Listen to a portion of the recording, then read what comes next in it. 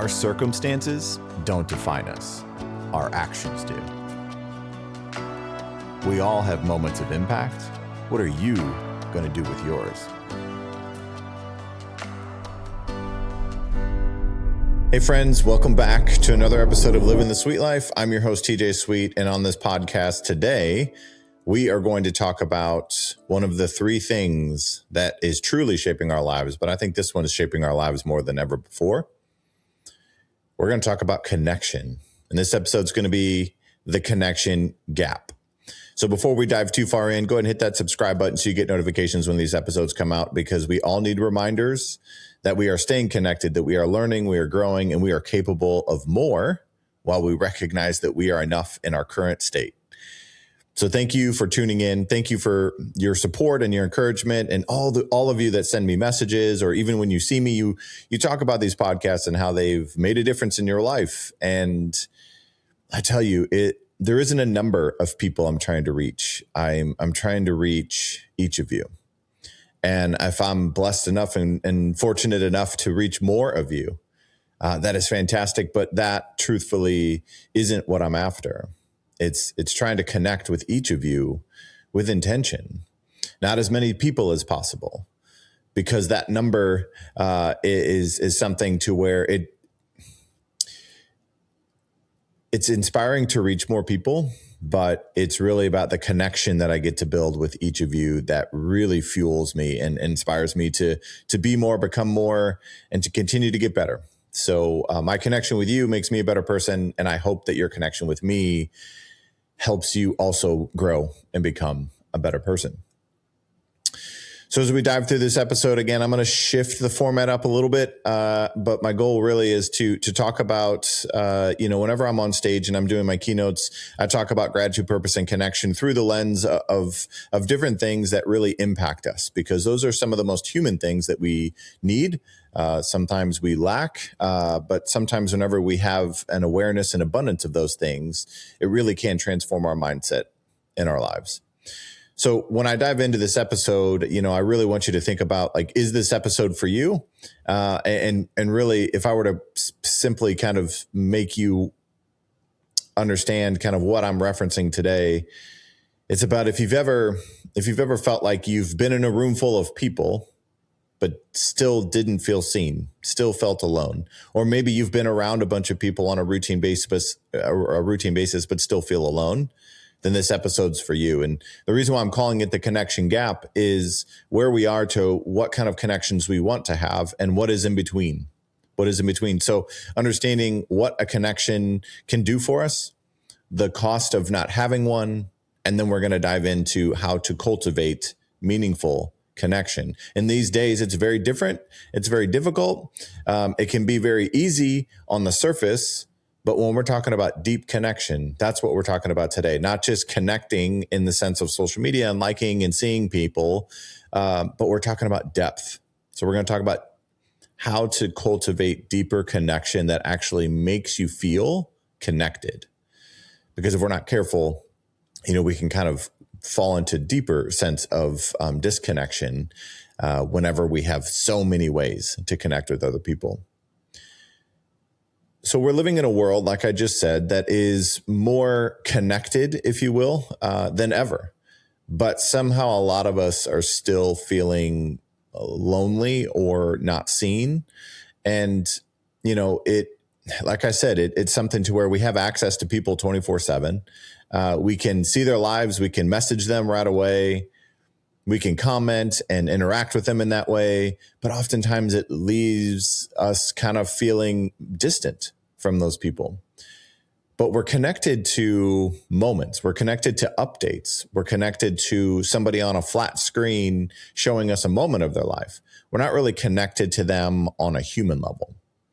And what I've noticed the most whenever I talk to people about connection, it's something to where, people talk about COVID, how it changed things. And I think it really is just, it probably put more of an emphasis on the value and the power of being connected. I know during COVID, there were people who were finding ways to FaceTime and finding ways to talk and finding ways to communicate, because the thing that we yearned for the most was time with, connection with people.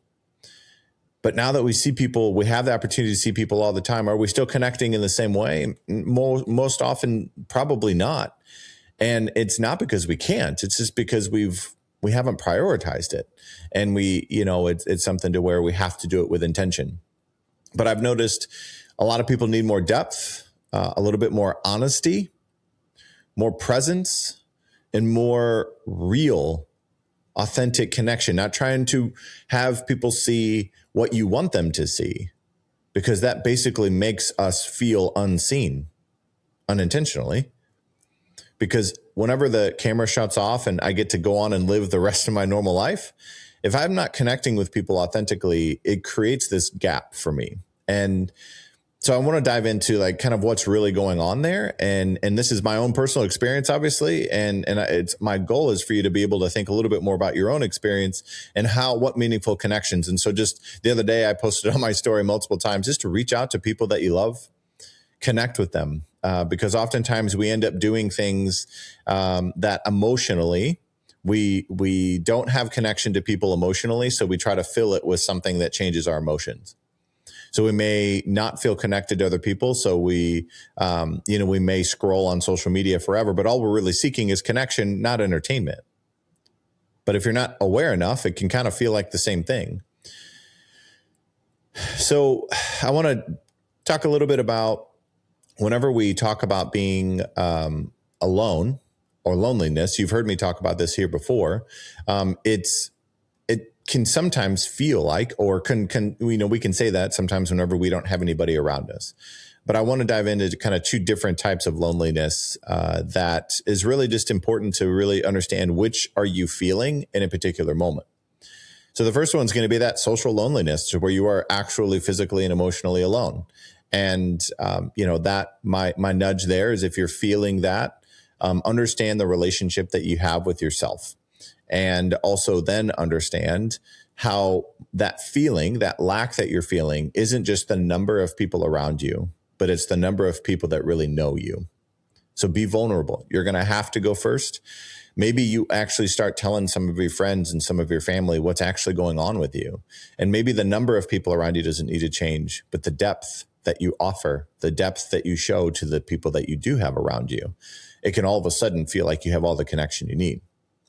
The second type of loneliness that I want to dive into, and I've experienced both of these a lot in my life. I've shared with you, I've been in this chapter of what I'll call solitude for the last 5 years. I've been around people, but as soon as I leave a workplace, and then whenever I travel on keynotes, you'll hear keynote speakers talk about this a lot, that it's a lonely occupation, if you will, or lonely passion and purpose.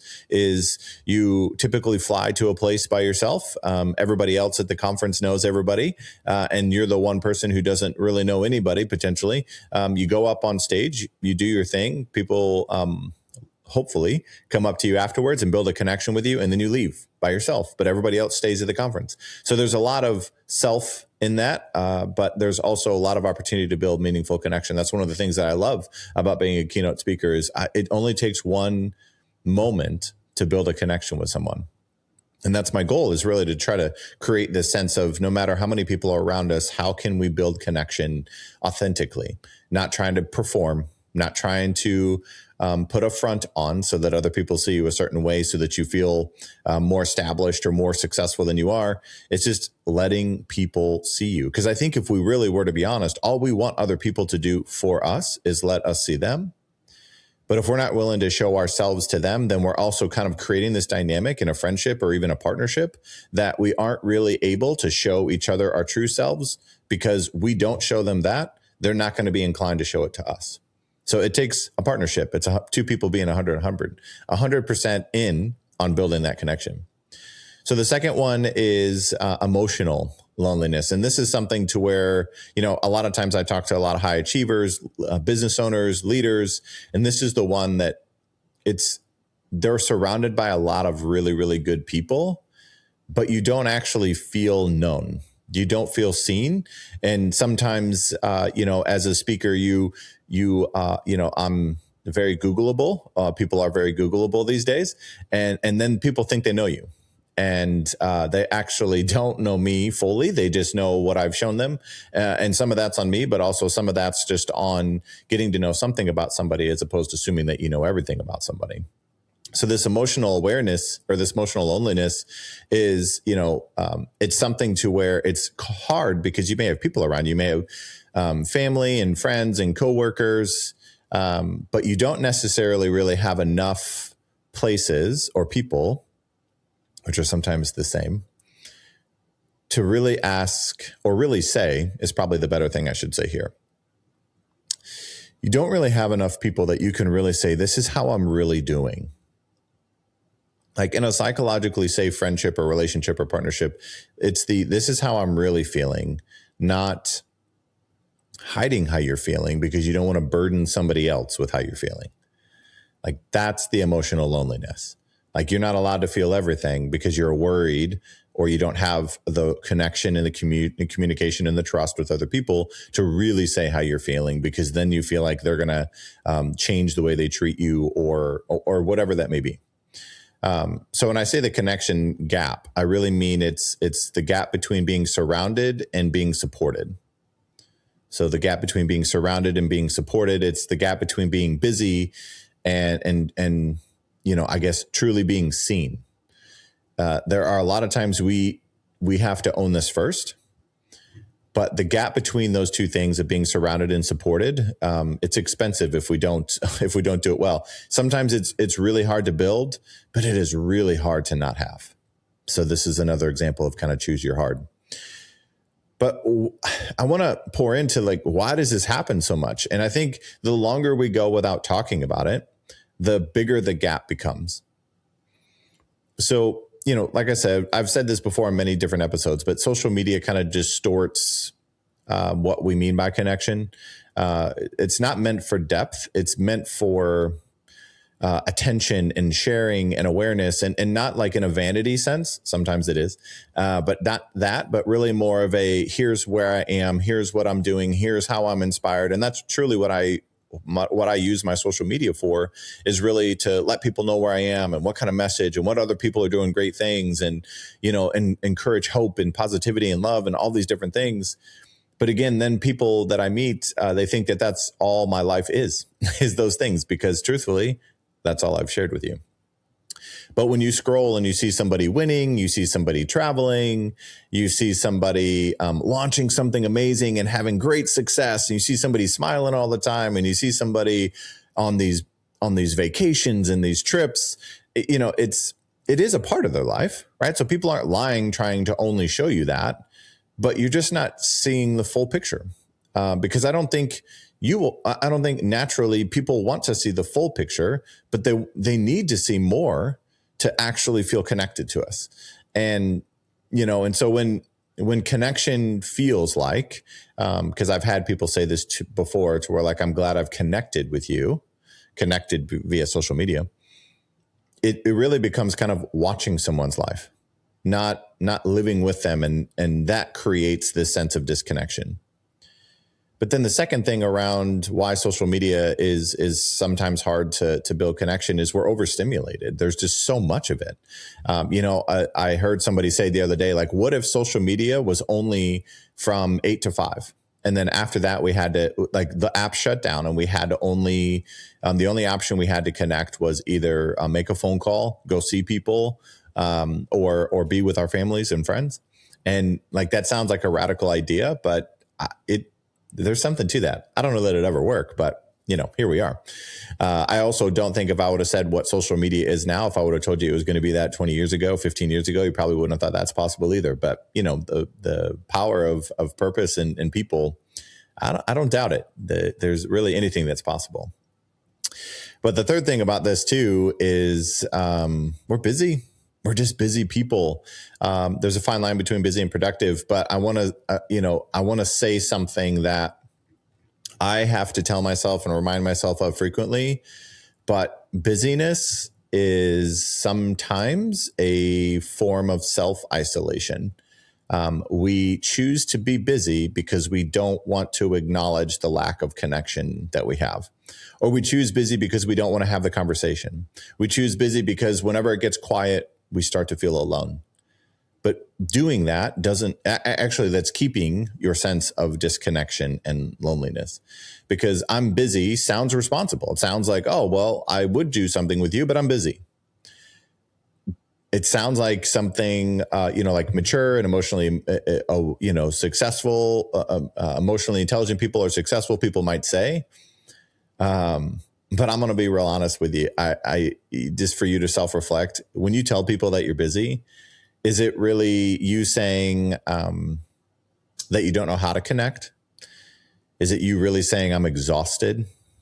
Is it you kind of saying that you don't want to be rejected by meeting up with them, or do you don't want to feel like a burden? There's just so much of this, like busyness feels like numbness if we're not careful about it. But then when we tell people we're busy, people just say, okay, they seem like they're okay. They seem happy. So we just keep going. And then we get disconnected. And then we wonder why we feel so empty. And we're like, I haven't seen my friends in forever. And you wonder why. And it's because you were busy.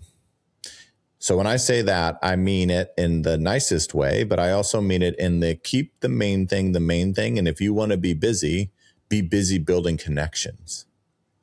That doesn't mean you can't work. It doesn't mean you have to only be with friends. But when you work instead of build connections, that's the recipe for loneliness. Now let's talk about the cost of that. I'm sure all of you are like, yeah, I get it. Like I understand the cost of it. But what happens is it shows up as the loneliness piece. It shows up as irritability. You start to get frustrated with yourself and with other people because of that sense of it. It shows up as burnout, as numbness, as anxiety. There's just a lot of things that come when you feel alone, even if you have other people around you. But, when you start snapping at the people you love, it's not because they're the problem. It's just because your connection cup, I'm making that up as I'm telling you right now, but the connection cup may be low. And that is something that we're always in control of. And so the choices that we make about how we respond to people, maybe it's because we need to connect deeper with them. Maybe it's less just about them and more about the connection you have to them. Because the other thing about this too is one of the things that I've recognized in my life, and like I share my goals with my friends and family and people I love and people I'm grateful for, and it's not in a cheer me on kind of way, but it's I'm never doing anything in my life by myself. Like even producing this podcast, Brian Swino and Swino Visuals, they're a part of this journey with me, and all of you are a part of this journey with me. I have people saying, can you do an episode about connection? That makes me feel connected to all of you.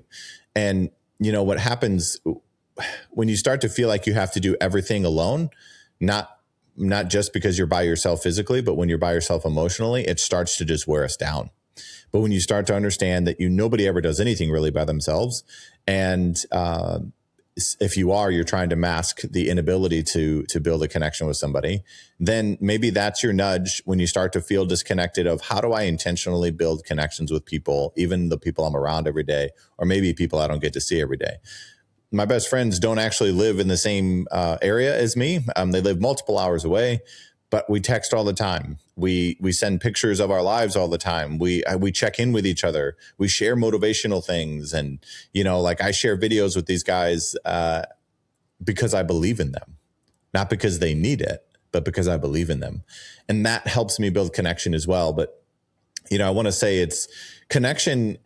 It's not something that's just a nice to have or a luxury.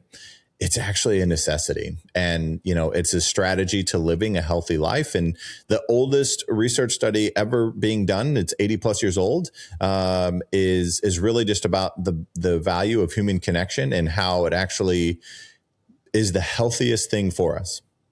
And whenever we don't have connection, no matter how healthy we are, we don't actually feel internally as healthy as we could be. And the best feelings that we have are when we're with other people that we feel connected with, with this, it's something to where even the nervous system is directly impacted by your connection to other people. and the easiest way to say that is your nervous system, when you're around certain people, it calms down when you feel safe. But oftentimes people feel safe when they feel seen. And, safety doesn't always come from like creating this sense of safety, to what psychological safety, emotional safety, spiritual safety, whatever it may be. It doesn't necessarily comes from that. It comes from being with the right people. It comes from being around people that you feel like you can be yourself with. And if you have trouble being yourself around other people, that's actually more my nudge for you there is look at your relationship with yourself instead of trying to figure out what they could be doing differently for you. What is it about you that you don't want them to see? That's typically something to where we don't necessarily feel safe. But whenever you sit across somebody, and this is one thing that I love to do with people, and I hope that everybody that I meet honestly feels this way. I really want them to feel safe. And luckily, I've been one of those people that other people feel like they can share a lot with me. And that's a lot of trust, but it's also how you show up for people. So whenever I sit down with people, it's really kind of I want them to know that we're connected. And that starts with being present. So your phone, your attention, whatever it may be, but eye contact and the tone and listening and asking questions, making people feel seen without offering advice is something that I've done. And I've had a good friend of mine say, sometimes I just need you to listen. I don't need to be coached. I don't want to be coached. I don't want to have strategies on how to mitigate whatever I'm going through. They just want to share. And so I intentionally make sure that that's how I show up for that person in my life. And it's something that it takes intentionality, right? And so like, if you want a stronger mindset about this, about life and about everything, it's not just about training your thoughts, right? If you want to show up in a different way, it's not just about training your thoughts. It's about really cultivating and training your relationships, because you can't out mindset your isolation. So for me, even though I work on my mindset every day, I can't out mindset that. I have to intentionally build connections with other people. And, for me, like I said, I've been in this chapter of solitude for the last 5 years. I haven't been around a lot of people. Some of my really good friends have lived far away. Now I still have great people here where I am right now. But it's been an interesting chapter. Truthfully, I've grown a lot during this chapter of being, if you will, isolated. But then I also know that I have had great people around me. And I've recognized that when the noise around us quiets down, because there's a lot of times we can have a lot of people around us and we can feel alone, like I've said. But whenever you are by yourself and you learn to really understand who you are based on your thoughts, based on your desires, your purpose, your passion, your presence, your everything, you become less impacted by how other people see you, because there's a chameleon nature that most of us have, that whenever we're around certain people, we start to mirror some of their things. It's just mirror neurons. It's just human behavior. But I've really had to look myself in the mirror and really recognize who I am, what I love to do, and how can I pour into it more.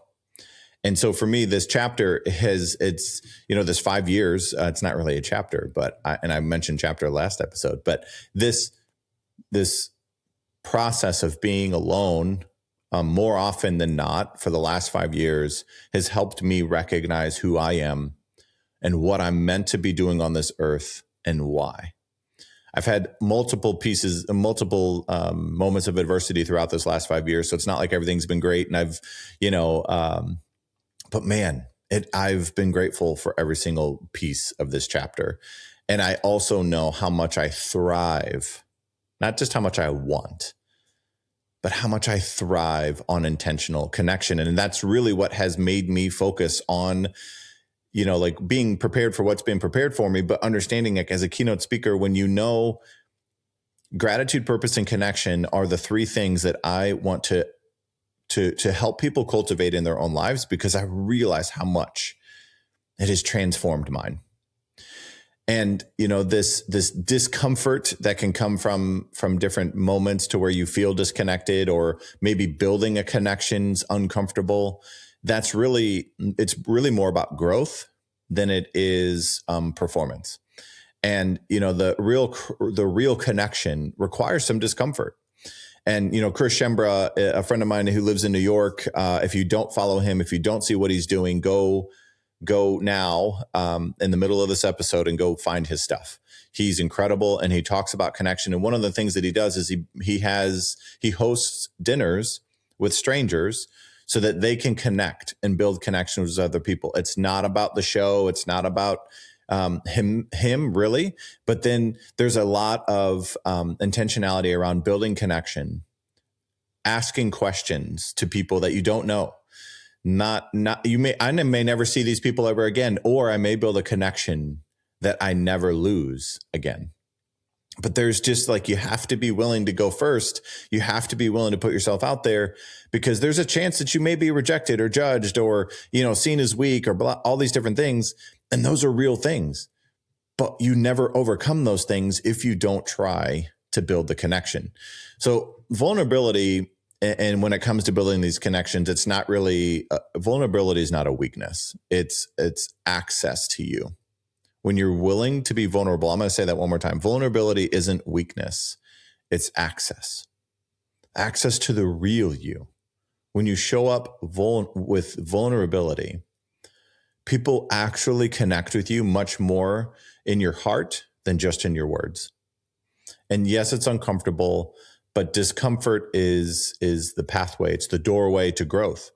So whenever you're looking at something that's uncomfortable, you're about to say something that's uncomfortable, you're about to grow. And that's the doorway, right? You just go through that so that you can move on to another chapter of your life. So if ultimately right now, if you're thinking I want deeper relationships, I don't want more of them on surface value. I'm much more of I have a small circle. I have fewer friends, but my friends know me from in and out. They know me authentically. They could read me. They can read my energy. They can see based on even the things I post. They message me and say, "You doing okay?" Not just because I've said something meaningful or said something that makes it sound like I may be going through. They just know me well enough to know to pick up on my energy, which I'm so incredibly grateful for, that they're in touch enough with themselves, but also in touch with me. But it also is a constant relationship that I'm working on with each of them to make sure that they feel seen, to make sure that they feel connected and they feel safe to say how they're really feeling. So now I want to talk about kind of a practical plan here for kind of how do you build connections with intention. And so what I want you to do is kind of do a connection audit, right? Kind of evaluate the connections that you have and thinking about your inner circle. Like I just mentioned, I have a really small circle, but who really knows you? Not the polished version and all that, but who really knows you, the real you. Okay. Then the second one is kind of this growth circle. So just imagine 3 different circles, kind of like a bullseye. So a growth circle, actually it's more of a Venn diagram if anybody remembers those, but your growth circle is who challenges you, sharpens you, and makes you better. Now, I'm not saying there's an overlap, right? Some of those can be the same, but then there's this service circle that is really about where do you belong consistently? Where do you contribute the most? Where are you part of something bigger than yourself? Now, I want you to really do that audit, because that's going to be the first step to understanding where do you need to focus more on building connections? Because if one of those circles is empty, whether it's your inner circle, your growth circle, or your service circle, if one of those circles is empty, it doesn't mean you're failing. It just means that you've identified a certain area of your life that you're needing to connect more. And, again, you don't have to have a complete overhaul to your life and cut everybody out who doesn't make you feel seen and only let people, that's heavy and that's something that's tough to do.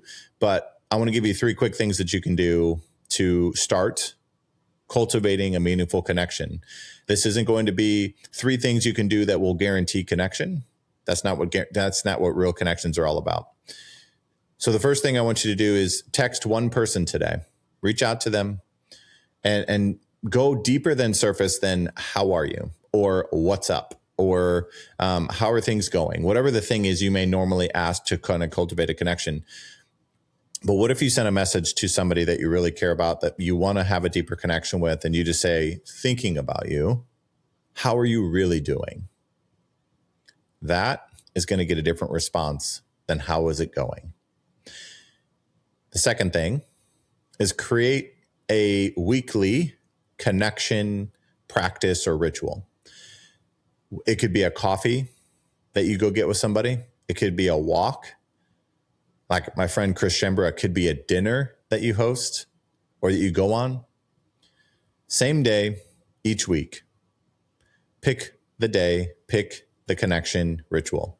Because connection doesn't necessarily just always cultivate in these random moments. It sometimes comes whenever we do things on repetition. And so even if you say to your good friend, I haven't seen you in a while, I want to do a FaceTime for 10 minutes every Monday at 6 p.m. and commit to it. You'll start to look forward to that, and you both have this commitment and you'll have this connection to each other.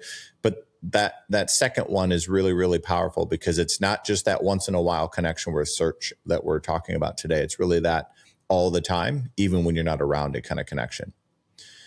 And then the third thing, right? This is going to sound similar to the circles, but the third thing I want you to think about is sometimes we have to get out of our comfort zone to go cultivate connection, meaningful connection. So join something, club, small group, Facebook group, whatever it may be. Join something that meets consistently. We spend so much time in our homes these days, and I know some of you are so incredibly busy and you're thinking, how in the world am I going to join something? I hear you.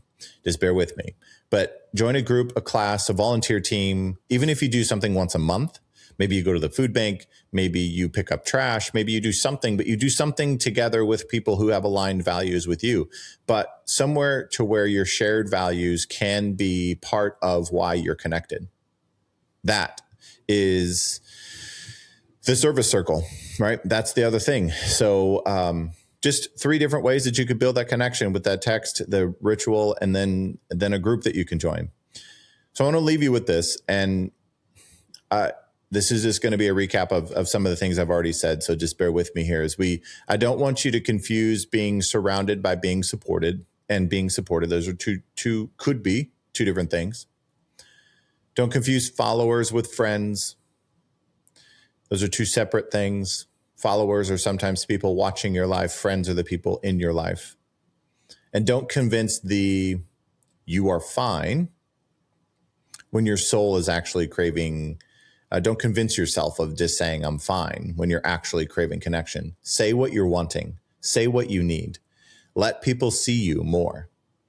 And whenever people ask how you're doing and you respond with I'm good or I'm fine, or if one of your friends responds that way, maybe you ask a question of, how can I connect more with you?